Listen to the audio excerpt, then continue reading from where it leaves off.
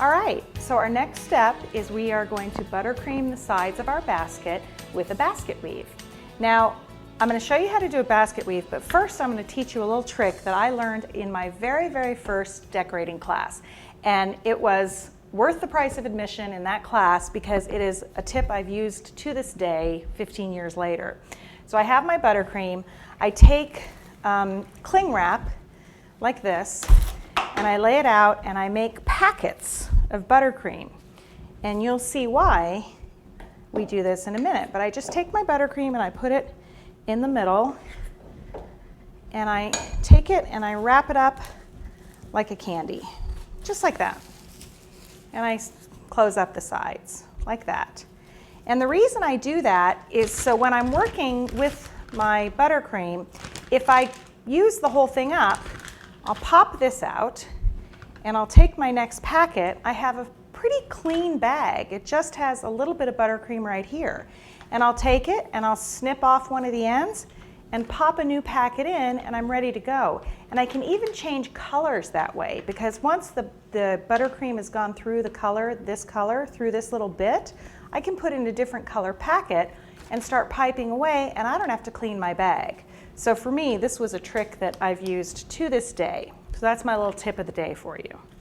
All right, so it's going to be difficult for you to see how to pipe the basket weave on here. So I'm going to give you a little demonstration on this piece of paper so you can just see the technique of piping a basket weave. So the tip I've got is a 48. It's got a smooth edge and a ridged edge. And I'm going to do the smooth edge first. And I'm going to pipe a line, straight line down. And then I'm going to take the ridged edge and I'm going to go from all the way across it. And on this first one, I'm going to add just a little tiny bit right here, just so I can see the width of the tip. And then I'm going to take another edge and go all the way across, put another little bit there just so I can see the width, go across, and the edge there. Now, my next step is I'm going back to the smooth edge and I'm going to cover up these edges like that. And now you'll see why I measured this measurement. I'm turning it back around again for the ridged edge, and I'm going to start right here and go across. Now at this point I don't have to put this measurement because I've got it right there. So I'm going to take this and go across, and take that and go across. Then I'm going to turn it over and do my straight one down again. I'm trying to keep these straight ones equal distance apart all the way around. I'm going to be doing this all the way across the side of the cake. Then I'm going to go right at the beginning of this one, go across again, in that hole, go across like this.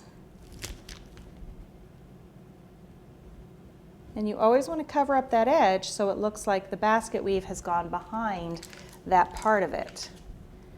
And then we're going to do the same thing.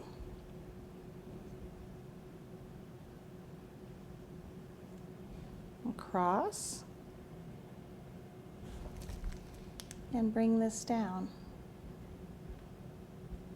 So it's a pretty simple step, pretty simple piping, but it definitely gives the illusion of a basket.